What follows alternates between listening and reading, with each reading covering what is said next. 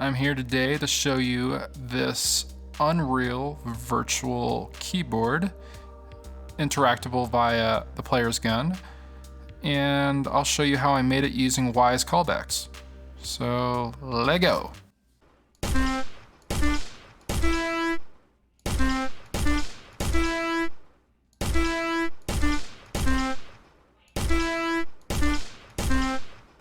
You make a synthesizer here. So I want to add source, synth1, and then went into the parameters and just tweaked to how I wanted. And then from there, you also need to set frequency mode to MIDI note so that it follows the MIDI note of the MIDI files you import.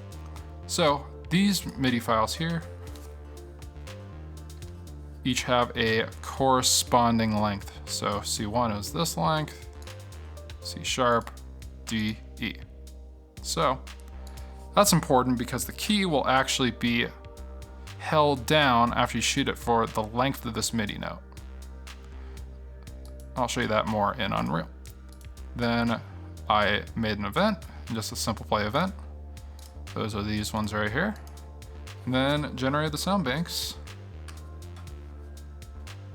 And that's all for this side. So I'll show you the blueprint. Moving piano. Here's the viewport. Here's C1, C sharp, D, E. But I'll show you how this could be made to a full keyboard. So first things first is I set each of these to be simulate generates hit events, because I'm using hit events here, and block all. So basically this hit event just is called when the component's hit by something solid. So I don't need to do any of the on actor begin overlap stuff. So then what happens is I set the key to active, which will prevent it from being able to be played again until it is set to not active, which I'll show you later on. Let me first actually, before I show you this next part, I'll show you the construction script. So before anything starts, I am adding each of these notes into this array because I'll be calling upon this array later on. I then, depending on the corresponding note hit, I am setting the AK key variables, AK event to whichever note.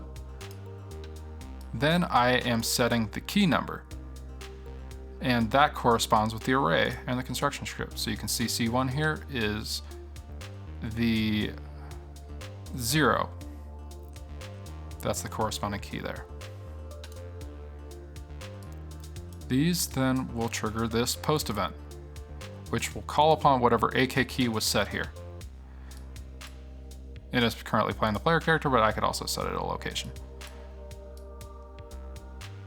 The next thing is this callback mask, which there are all sorts of options, and I plan on going more of those in a future video. For this one, I did MIDI event. So post event callback, when this thing happens,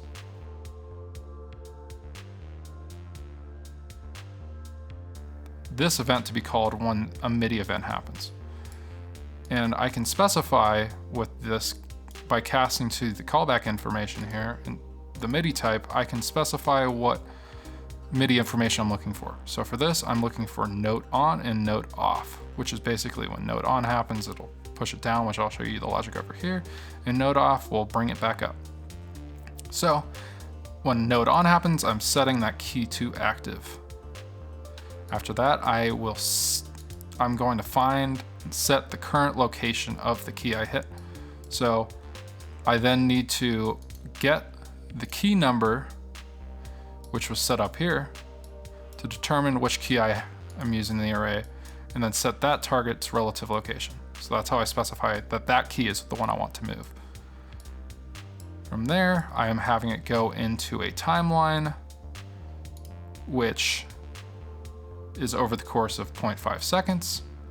So that's how long it takes for the key to get pushed down and then also back up. As you can see from this reverse from end that happens when the note is off, which is being called upon here. So the actual length of the MIDI note itself is determining when the note on and note off are being triggered here. So this then sets two things. One is it takes the current location and sets A. So we're lerping, going from one place to another. A, the place it starts, and then this is a minus vector with a value of 50. You could also do a plus vector with negative 50, but basically it's going down. And that's point B, and it happens over the course of the timeline's alpha, so that's the amount of time I set there. From there, I am updating, and I'm setting that relative location, A to, setting the relative location over the alpha amount of seconds from point A to point B, and that's going to be the new location of the key that I determined all the way back here in this array. And also when it's finished, I would like this switch to happen. So that's after backwards is finished. So that's this reverse from end. Once that's finished, I would like to set the key to no longer active, which allows new component hits to occur.